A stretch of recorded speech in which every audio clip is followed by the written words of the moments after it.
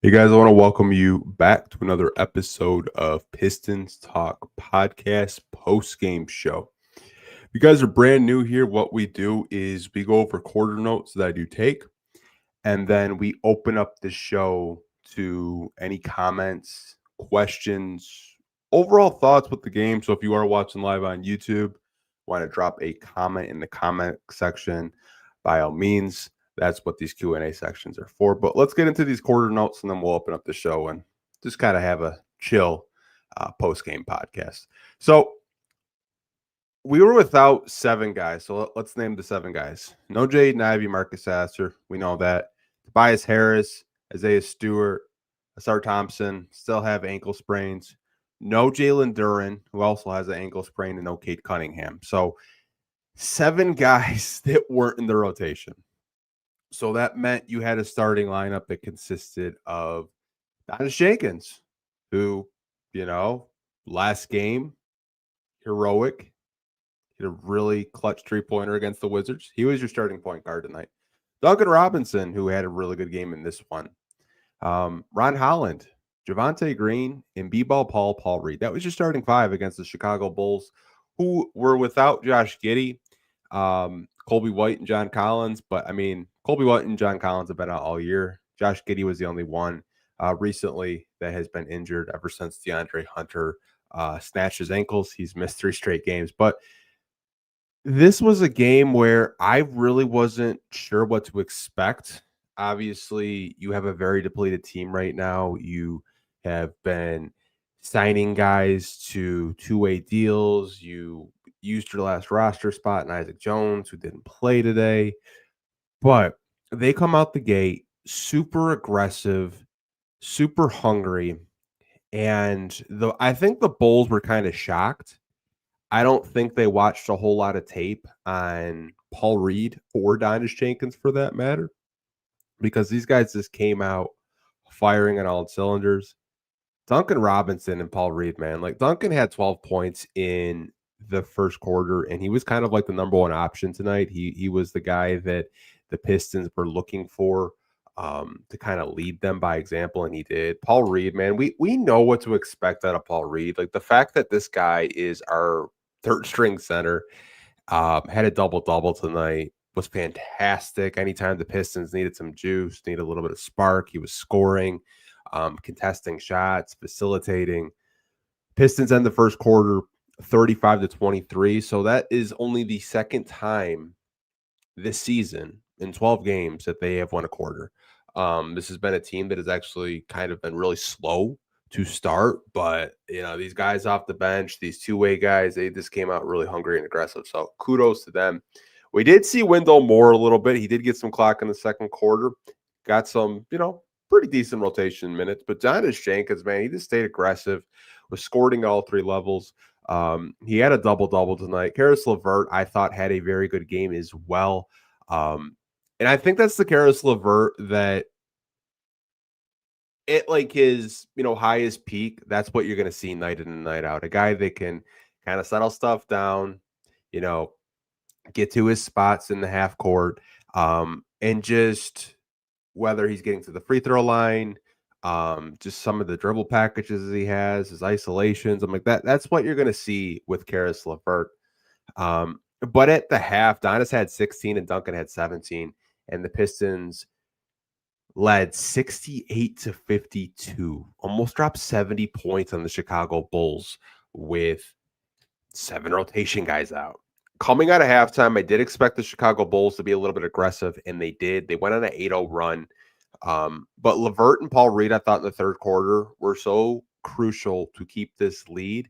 The veterans did their job. They kept this game without a reach with the Chicago Bulls, and they ended the third quarter very strongly. There was a 14-0 run in the probably between like the 5-minute mark to the 2-minute mark. The Bulls just couldn't hit any shots. Pistons were playing good defense.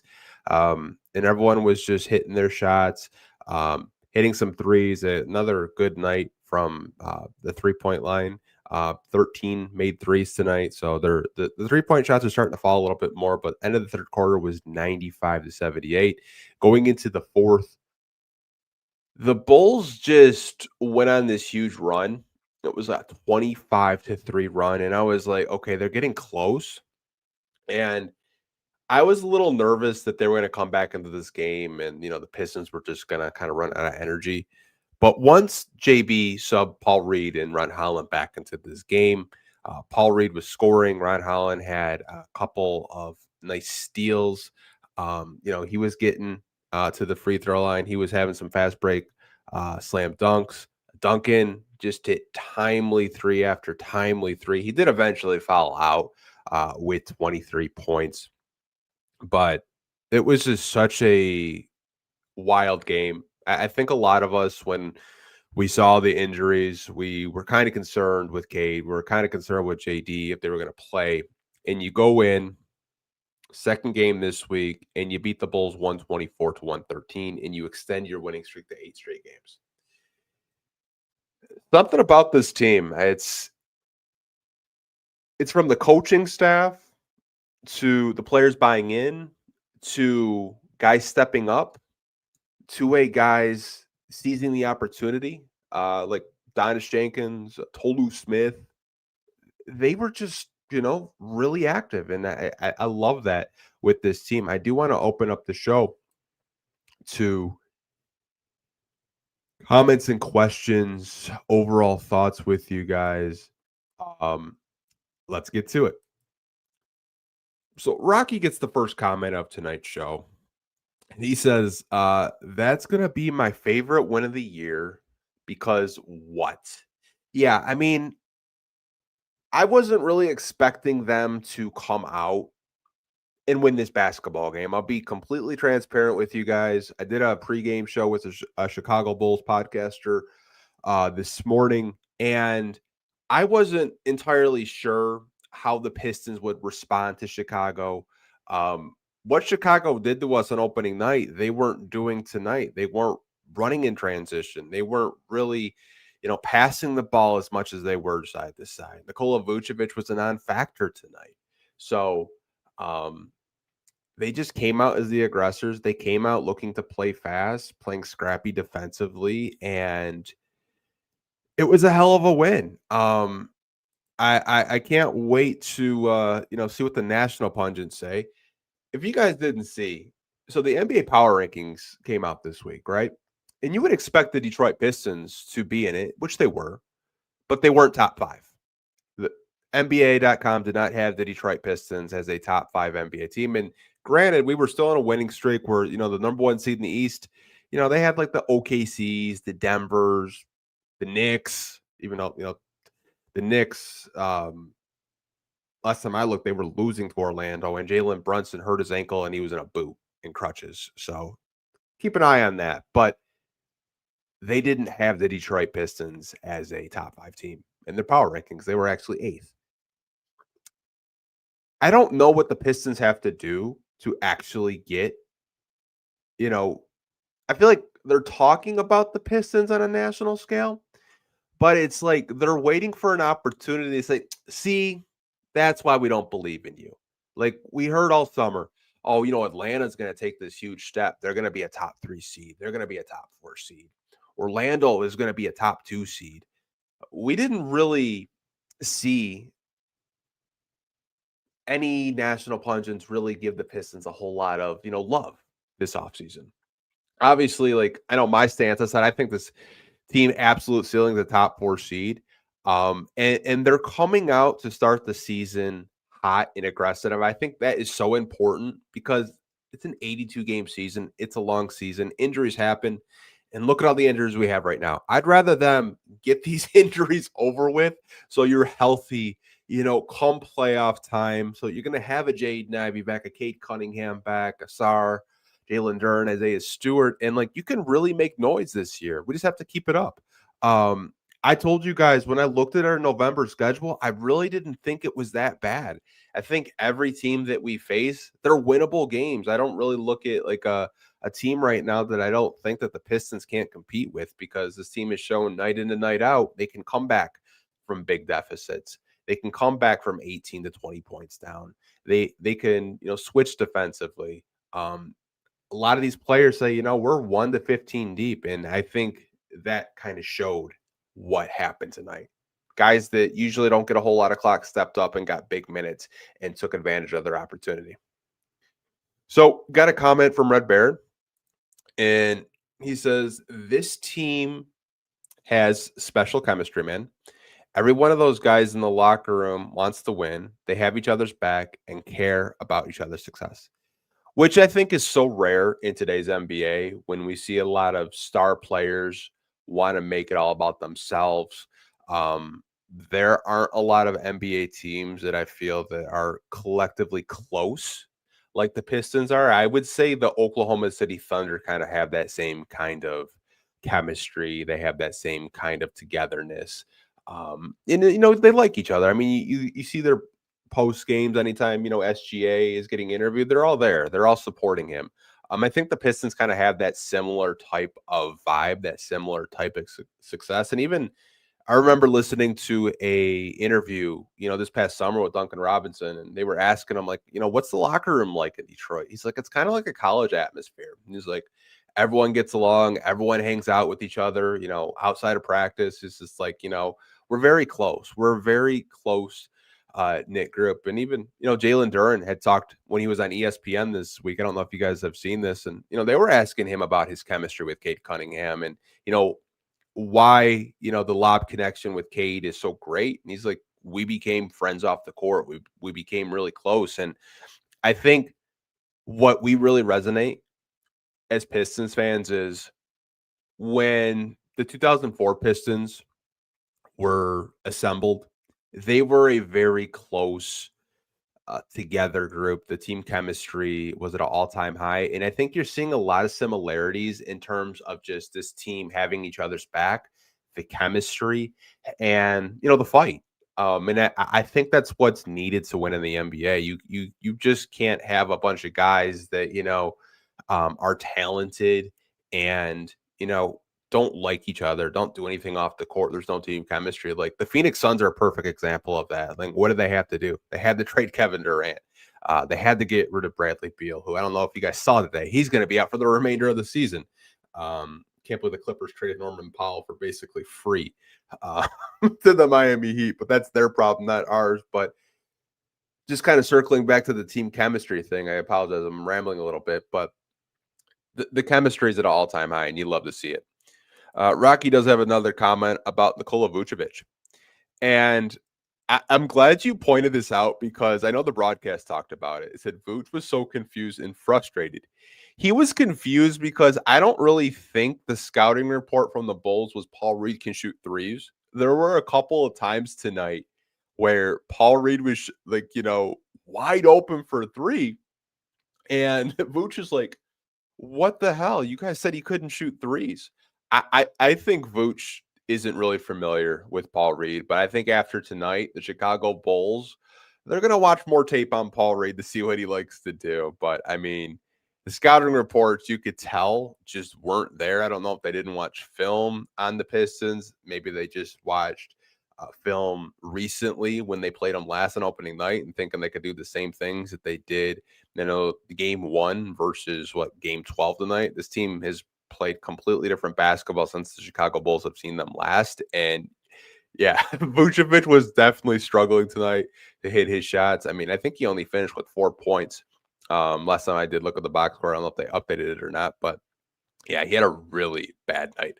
Larry Jackson, who are you expecting back on Friday? Hopefully we can get at least Cade and Jalen Duren back. Sar would be nice too. So I know JB said that Cade is, progressing. So that is a good sign. He was probable when the 5:30 p.m. injury report last night came out. And then he went to questionable. Same with Jalen Duren. In terms of who could I expect to be back, I'm pretty sure Tobias Harris won't be back. High ankle sprains are very tricky. And that was what was reported, that he does have a high ankle sprain. I know JB had talked to reporters pregame, I believe Monday or Tuesday. I can't remember when the last time we had a game was. I think it was Monday. Yeah, Monday against the Wizards. So high ankle sprain, I would not expect Tobias Harris back. Asar, they really haven't said anything. It just says ankle sprain. Stu was doubtful, which is a good sign. It's trending towards a good direction. Anytime you see an injury report and you see out to doubtful, that means they are making some progression. Don't know if Stu could go from like a doubtful to questionable by Friday. So we'll have to kind of wait and see by Thursday when the injury report does come out there. If I did have to guess, I think Cade will at least try to, give it a go to play an in-season tournament game. And the rest of the guys that are dealing with ankle injuries, I don't really think that they're probably going to be back. Especially Tobias, I don't think he'll be back. Who knows with Stu? Who knows what kind of ankle sprain Asar has? I don't know if it's just like below the ankle or on the ankle directly. But he did kind of roll his ankle when he was guarding Tyrese Maxey the last time they played the 76ers last week. But it'll be interesting. We'll just have to kind of wait and see. I just don't really know who's going to play. I don't want to come up here and tell you like who I actually think is going to play because I don't know. I'm not in the medical staff and I don't work for the Pistons. But I'm going to get to a couple more comments and questions with you guys.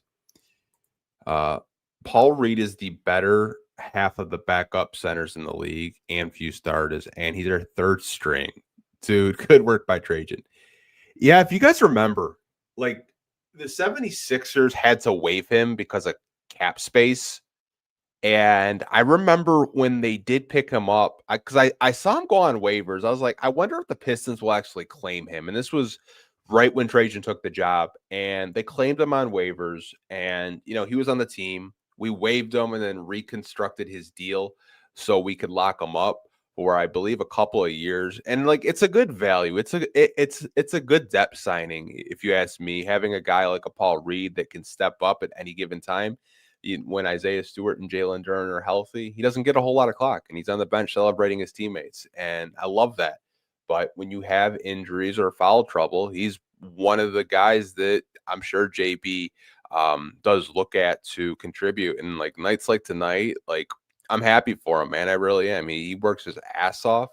From what I've heard behind the scenes, talking to people like off the record, in private, like they just tell me like what a workhorse, Paul Reed is. And you saw it tonight, having a double-double, going up against the Nikola Vucevic. And, even this season, we've seen him have big games like the Rockets game when he stepped up when Jalen Duren got ejected. Like he was really crucial in that game, and he just stays ready.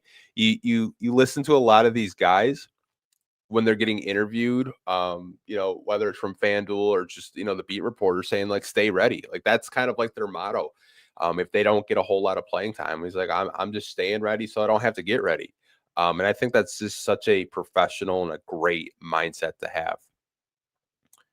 I'm buying my first Pistons jersey since Rip Hamilton. It's going to be B-Ball Paul. That's awesome.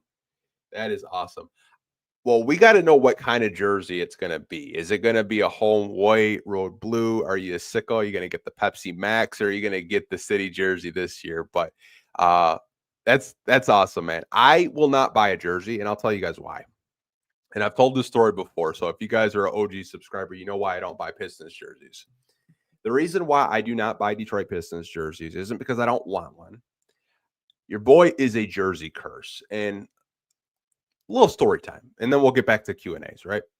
So when I was a little kid, I wanted a Grant Hill jersey, right? Like big Grant Hill fan. Obviously, he's the reason why I'm a Piston fan. And within a few years, he had the ankle injuries, and I remember watching ESPN and saw that he got traded to Orlando for Ben Wallace and Chucky Atkins. And I was just like, I was devastated as a kid because I didn't know who Ben Wallace was. I didn't know who Chucky Atkins was. Like, I grew up watching Grant, and I was like, man, that sucks. I'm going to have to get a new jersey. So years later, I get a Chauncey Billups red alternative. If you guys know what I'm talking about, those red alternative jerseys are some of my favorites. It's like from the 05-06 season. And got that. A few years later, Joe Dumars trades Chauncey Billups for Allen Iverson. And again, I'm in high school at this time, and I am just so pissed that another jersey that I purchased, the guy gets traded because I didn't think we're going to trade Chauncey, right? It's the last jersey I bought. and then this is where the story ends. And we'll get back. So the last jersey I bought was a Tobias Harris road blue Detroit Pistons jersey, his first stint.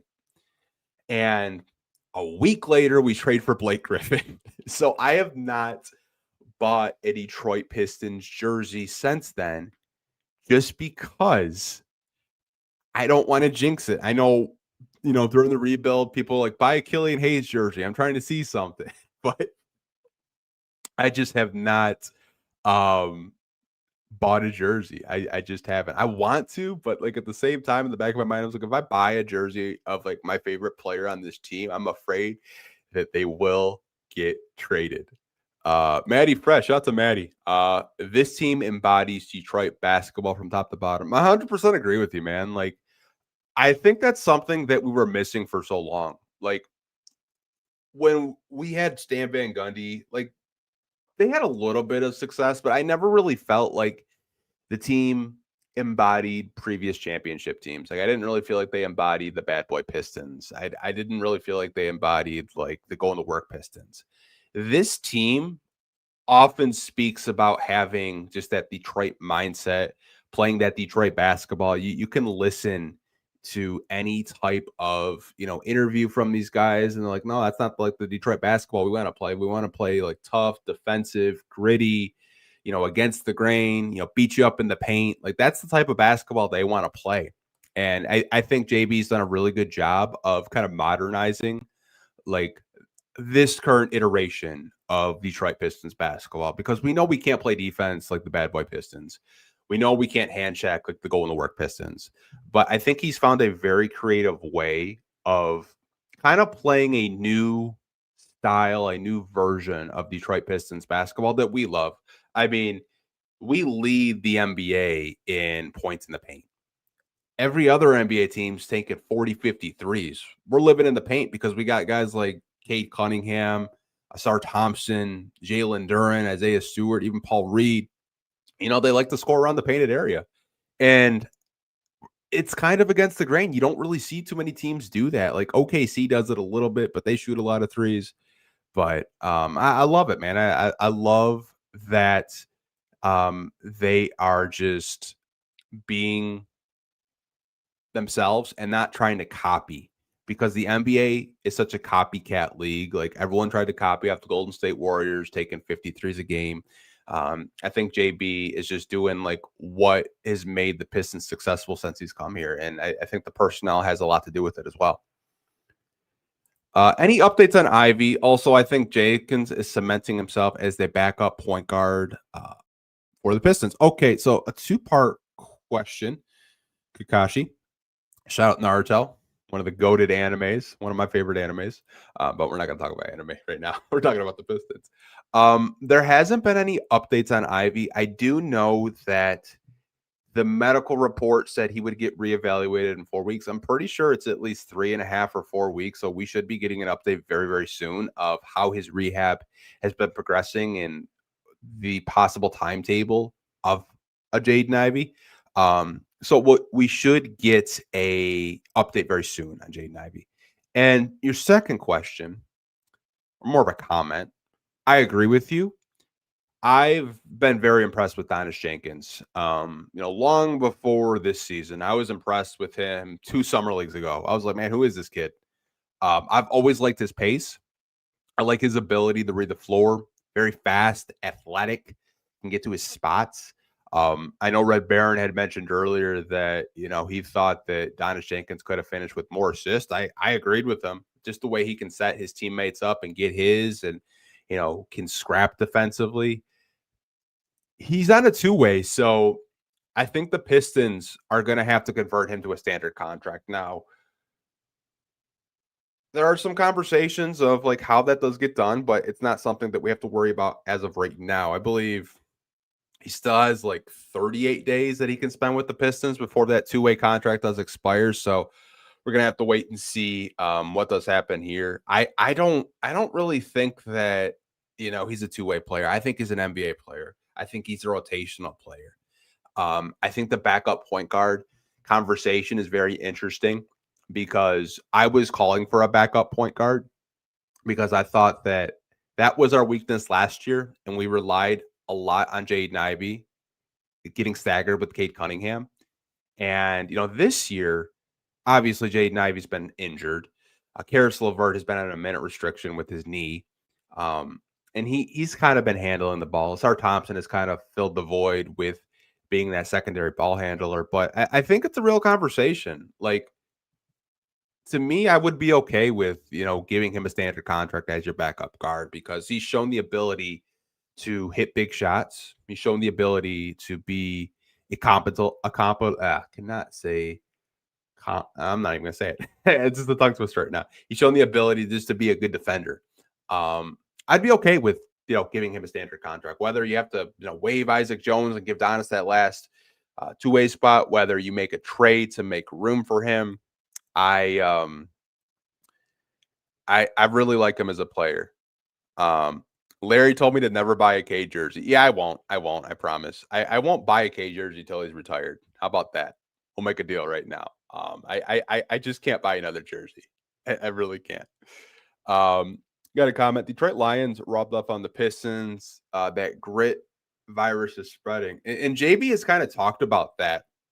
That he gets motivation from Dan Campbell. He gets motivation from the Detroit Lions and what the Detroit Tigers did the past two seasons, making, the postseason and winning playoff games. Like, he's always talked about how Dan is just really set the bar for coaches in Detroit to, win games. And I think you're starting to see like that Detroit mindset. Like, we call it grit.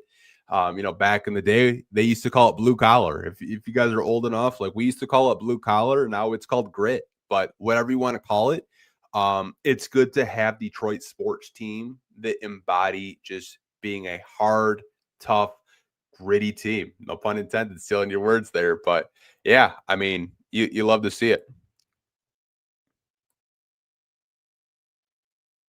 You do a couple more comments and questions.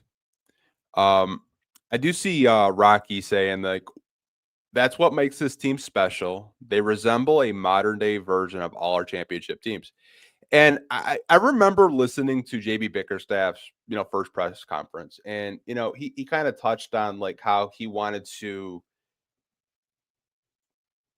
take bits and pieces from those championship teams and, bring it to this iteration of the Detroit Pistons. And I think he's done that. I really do. And I think it's cool to see a coach that, came from Cleveland, had a lot of success there, and kind of implement how the Pistons like to play basketball, how to play just smash mouth in your face basketball. And I saw a lot of people tonight. I don't know if you guys saw this as well, but I think you should just start engraving Coach of the Year for JB Bickerstaff just because of what he did tonight. Like, you were without 7 rotation guys and you beat the Bulls pretty dominantly, if you do ask me. I know I got a little close, but the Pistons never they led in this entire game, right? Um, you're in first place. You're 10-2 in the first 12 games of the season. I honestly think that, he has a good shot to win Coach of the Year.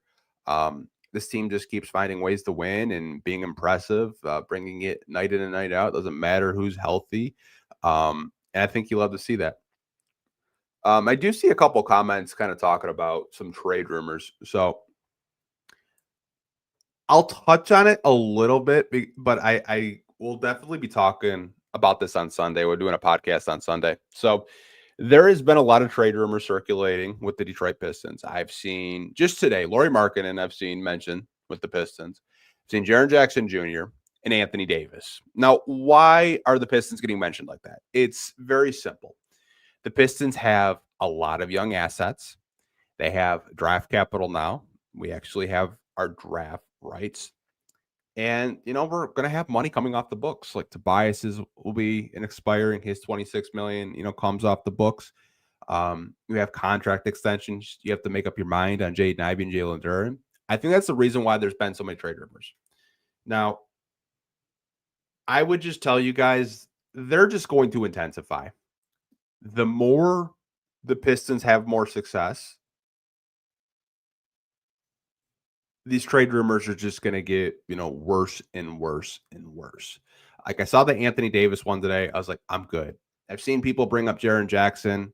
I'm like, the guy's making $50 million and he averages 5 rebounds a game. I'm good. I've seen Laurie Markkinen just, circled, talked about.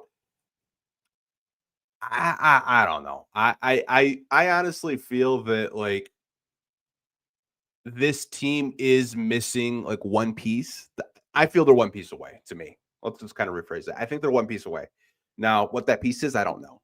What position it is, I don't know. But I do think they're very close to being